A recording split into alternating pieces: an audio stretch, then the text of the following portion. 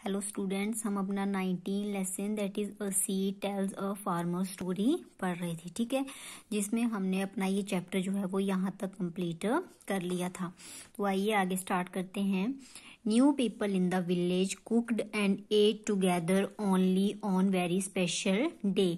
के जो विलेज के जो अब लोग हैं वो जब कोई स्पेशल दिन आता है, जैसे कोई फेस्टिवल आता है, तभी लोग एक साथ खाना पकाते और खाते हैं। As they ate they would remember how tasty the food used to be in the past. कि जब वो खाते हैं तो वो याद करते हैं कि पहले पास्ट में जो खाना हुआ करता था वो कितना टेस्टी होता था। फ्रेश फ्रॉम द फील्ड्स, खेतों से बिल्कुल फ्रेश। When the seed have changed now could food ever taste the same. कि जैसे जैसे अब सीड चेंज हो गए हैं, जैसे पहले लोग संभाल के रखते थे सीड, लेकिन अब लोग जो है वो सीड कहाँ से ला रहे हैं? मार्केट से। तो जैसे जैसे सीड चेंज हो रहे हैं वैसे वैसे जो टेस्ट है फूड का वो भी चेंज हो रहा है।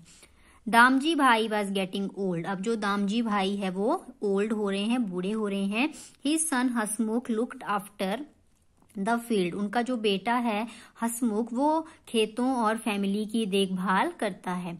Hasmukh was making a lot of money from farming. की जो हसमुख है वो फार्मिंग करके, खेती करके बहुत सारा पैसा कमा रहा है। He rebuilt the old house. उसने ओल्ड हाउस को फिर से रीबिल्ट किया है। He brought new machines for farming. उसने खेती करने के लिए नई नई मशीन्स लाई हैं। He used an electric motor to pump water. पानी पहुंचाने के लिए उसने एक मोटर लगाई है। He bought a motorcycle to go to the city easily and also a tractor to plough the field. उसने मोटरसाइकिल ली है सिटी में जाने के लिए और एक ट्रैक्टर भी खरीदा है कि खेत में हल जोतने के लिए। The tractor could do in a day what the bullocks would have take many days to do। कि ट्रैक्टर वो काम एक ही दिन में कर देता है जिसको बुलॉक्स जो है वो बहुत ज्यादा दिन ले लेते थे।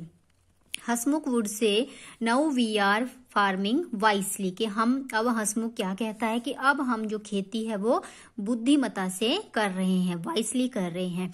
We grow only what we sell in the market at a good price. अब हम वही चीजें उगाते हैं, वही चीजें हम उगाएंगे जिसके हमें मार्केट में क्या मिलेंगे? अच्छे प्राइस मिलेंगे। मतलब वही सीड हम बेचेंगे जो बिकेगा।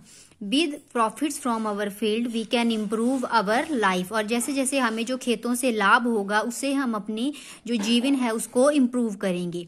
We can make progress. और हम ऐसे ही आगे बढ़ते चलेंगे। Lying forgotten in the wooden box, I and other seed have our doubts। कि जैसे जैसे जो वुडन बॉक्स में हम सीड पड़े हुए हैं, मैं और बाकी सीड्स के क्या है? हमारे कुछ डाउट्स हैं। सीड बोल रहा है कि जैसे मैं वुडन बॉक्स में पड़ा हूं तो मेरे और जो बाकी सीड है मेरे साथ, हमारे कुछ डाउट्स हैं। In all this really progress. क्या ये सच में प्रोग्रेस है? जैसे कि हसमुख ने कहा कि अब हम प्रोग्रेस कर रहे हैं, तो क्या सच में ये प्रोग्रेस है? There is no longer any need of seed like us and animals like the bullocks। कि अब हमारे जैसे सीडों की भी कोई जरूरत नहीं है और ना ही बुलॉक्स जैसे एनिमल्स की कोई जरूरत है। After the tractor has come even people who worked on the field are no longer needed. क्योंकि जब से ट्रैक्टर आया है तब से लोगों की और जो बुलॉक थी उसकी जरूरत नहीं रही है। How will they earn money and what will they live on. तो अब how will they earn money, वो कैसे पैसे कमाएंगे? And what will they live on, और वो कैसे रहेंगे? मतलब जो लोग उसमें इन्वॉल्व थे अब वो कैसे कमाएंगे, क्या कमाएंगे और क्या खाएंगे? The bajra see saw differences in the way Damji bhai and Hasmukh did farming. के दामजी भाई और हसमुख की फार्मिंग में क्या फर्क था? तो जैसे दामजी भाई जो सीड यूज करता था, जो उसने रखे होते थे, प्रिजर्व किए होते थे, उनको लेता था। लेकिन जो हसमुख था वो बाजार से नई सीड ला रहा था। सेकंड, जो दामजी भाई था वो ओल्ड मेथड जो थे वो फार्मिंग का यूज करता था और जो हसमुख था वो मॉडर्न मेथड। और थर्ड थिंग के जो दामजी भाई थे वो बुलॉक का यूज करते थे फील्ड को प्लो करने के लिए और जो हसमुख है वो ट्रैक्टर का यूज कर रहा था। तो मतलब बहुत ज्यादा डिफरेंसेस थे उनकी फार्मिंग में। Hasmukh said with profit from our field we can progress. What is your understanding of progress. वो प्रोग्रेस से ये कहना चाह रहा है कि अब मेरे पास ट्रैक्टर है जिससे मैं अपना काम जो है वो बहुत जल्दी कर सकता हूँ। तो जो भी उसकी बेसिक नीड्स थी अब वो पूरी हो रही हैं। What kind of progress would you like to see in your area. अपने एरिया में आप किस किस चीज में प्रोग्रेस चाहते हो। जैसे अगर मान लो कि कच्चा रोड है तो वो पक्का हो जाए, क्लीनलीनेस चारों तरफ हो, तो इसमें आप कोई भी पॉइंट्स जो है वो मेंशन कर सकते हैं। More and more expensive the next 20 years ah even more changes, के जो अगले आने वाले 20 साल हैं उसमें और भी चेंजेस आएंगे। Without cows and buffalo there was no cow dung to be used in the field as a fertilizer. अब जैसे गाय भैंसे नहीं रहेंगी तो हमें जो काउ डंग है, जो गाय का गोबर है, वो नहीं मिलेगा, जिसको कि हम एज अ खाद, जिसको हम खाद की तरह फील्ड में यूज करते हैं। Hasmukh had to buy expensive fertiliser. Hasmukh को जो है वो अब गाय भैंस नहीं रही तो क्या हुआ, जो हसमुख था उसको जो खाद थी वो एक्सपेंसिव, महंगी खाद जो थी वो कहाँ से लेने लगा, वो मार्केट से। The new kinds of seed were such that the crop were easily affected by the harmful insect. जो नई तरह के सीड आए थे, ये जो फसलें थी वो ऐसी थी कि उनको इजिली जो है वो कोई भी इंसेक्ट उन पे अटैक कर देता था और जो सारी फसलें थी वो खराब हो जाती थी। Medicines have to be spread on the crop to keep away the insect. अब इंसेक्ट्स उसको लग रहे थे तो उस पर फिर हार्मफुल जो मेडिसिन थी उनका छिड़काव किया जाता था। Oh what a bad smell these had and how expensive they were, कि देखो कितनी गंदी स्मेल है इनकी और कितने ये महंगे हैं। The canal water was not enough for the new crop. All the farmer used pump to lift water from the deeper under the ground. To meet all these expenses, loan had to be taken from the bank. कि जो canal का water है अब वो उनके लिए काफी नहीं है, सभी फार्मर्स को जो है वो पंप्स लेके जाना पड़ता है ग्राउंड से वाटर निकालने के लिए, और इतने खर्चे के लिए उन्हें लोन भी बैंक से लेना पड़ता है।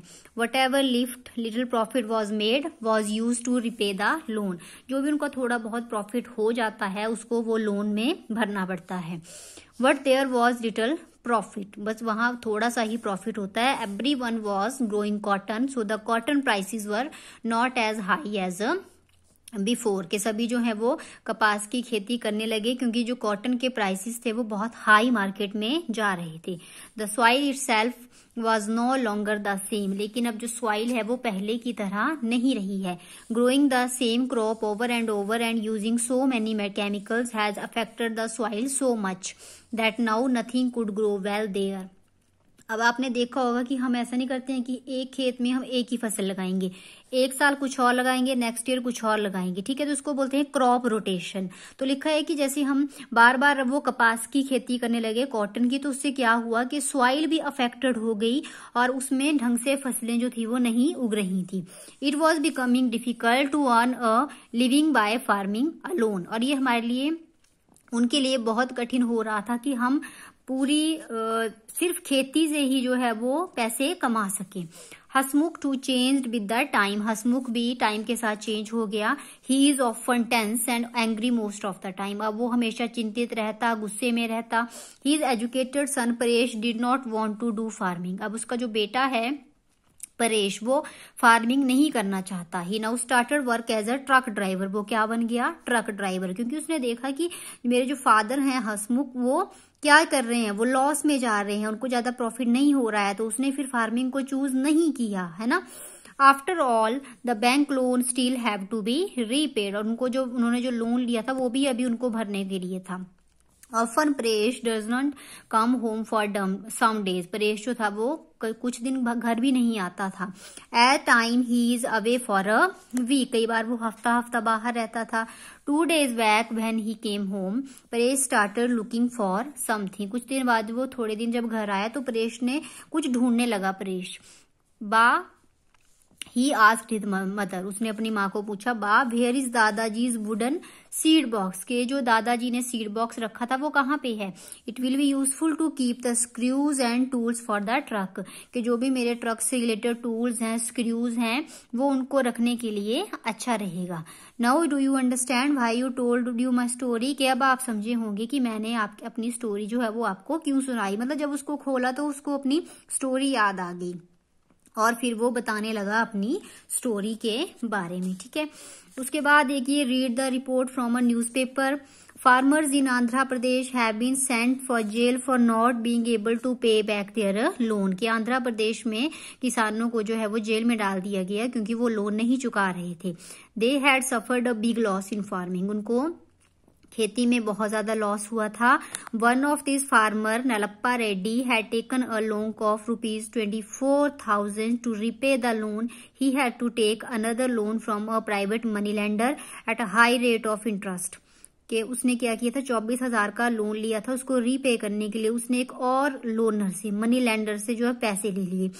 Even after repaying ₹34,000 ready could not repay the entire loan. जबकि उसने 34,000 जो थे वो रीपे कर दिए थे, फिर भी उसका लोन अभी बच रहा था। Ready say the bank send farmer to jail for not paying small loan. तो मतलब बैंक ने, रेडी ने कहा कि जो बैंक है, bank send farmer to jail for not paying small loan. कि जो बैंक है वो फार्मर्स को जेल में भेज रहा है थोड़े से लोन ना चुका पाने की वजह से। But about the big businessman, लेकिन जो बड़े बड़े बिजनेसमैन हैं उनके बारे में क्या कहना है। They take loan of crore of rupee. वो करोड़ों का लोन लेते हैं। Nothing happen to them when they do not return the money. लेकिन उनके साथ कोई कुछ नहीं करता जब वो पैसे नहीं चुकाते। Nalappa Reddy story is shared by thousand of farmers in the India who were suffering huge losses. फिर जो नलप्पा रेड्डी की जो स्टोरी है वो हजारों फार्मर्स में जो थे इंडिया के, उनको बताई गई जो बहुत ज्यादा लॉस में थे। This situation is so bad that many farmers see no way out of this to accept commit suicide. मतलब कई फार्मर जो थे वो इतने ज्यादा फ्रस्ट्रेट हो गए थे कि उन्होंने सुसाइड कर लिया। According to government figures 1,50,000 farmers have died like this between 1997 to 2005। 1997 से 2005 तक लगभग इतने 1,50,000 फार्मर्स जो है वो इसकी वजह से मर गए थे।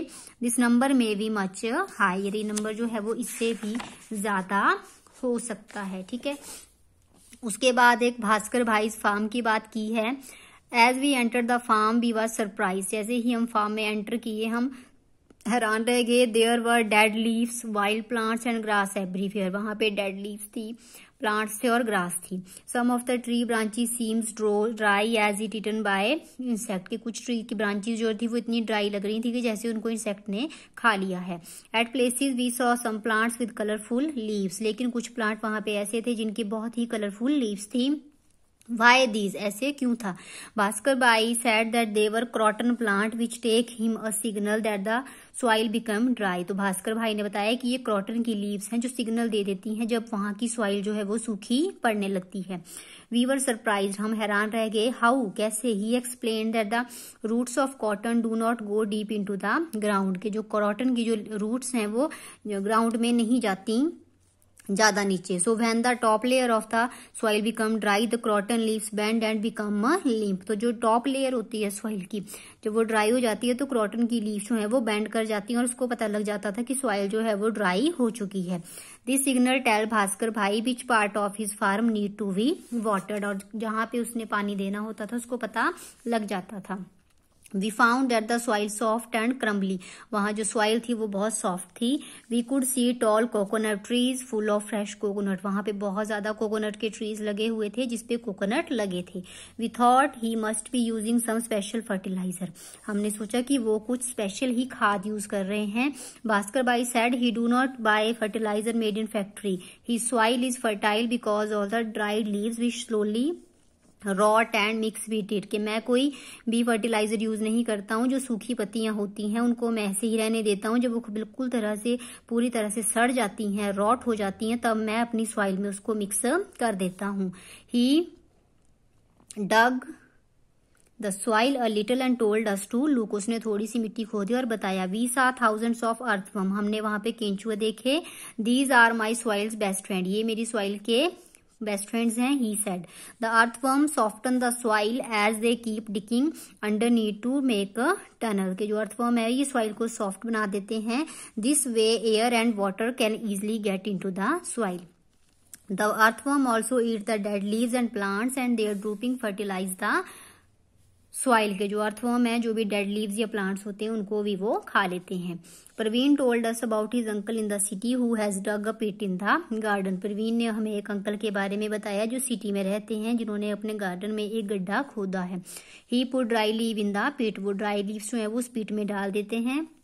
Along with all the kitchen waste, जो भी किचन का वेस्ट होता है उसको भी डाल देते हैं, जैसे वेजिटेबल और फ्रूट के छिलके हैं या बचा हुआ खाना है। He also have earthworm in the pit, और उन्होंने उस गड्ढे में अर्थवर्म भी डाले हैं। They turn the waste into compost, उसको वो एक कंपोस्ट, एक खाद में कन्वर्ट कर देते हैं। So his uncle gets good fertilizer without spending extra money, के उसको अंकल को जो है वो ज्यादा एक्स्ट्रा मनी जो है वो खर्च ना करना पड़े। We all had some fresh coconut from the farm, फिर वहां से हमने कोकोनट, उस फार्म से कोकोनट लिए। दे वर रियली टेस्टी, वो बहुत ज्यादा टेस्टी थे। We also learn so much about a new way of farming, तो हमने वहां पे एक नए तरीके के बारे में जो है वो जाना। ठीक है, उसके बाद journey of a bajra seed from a field to plate, बाजरा के सीड्स हैं, फिर उनको कैसे बनाया गया है, उसको आटे में कैसे कन्वर्ट किया गया है, और एंड में जो है वो चपाती बन गई है। तो ये पिक्चर जो है वो उसी के बारे में बताई गई है। ठीक है, तो इसी के साथ हमारा ये लेसन खत्म होता है। बाकी हम अपनी नेक्स्ट वीडियो में जो है वो अपना नेक्स्ट लेसन स्टार्ट करेंगे। Thank you.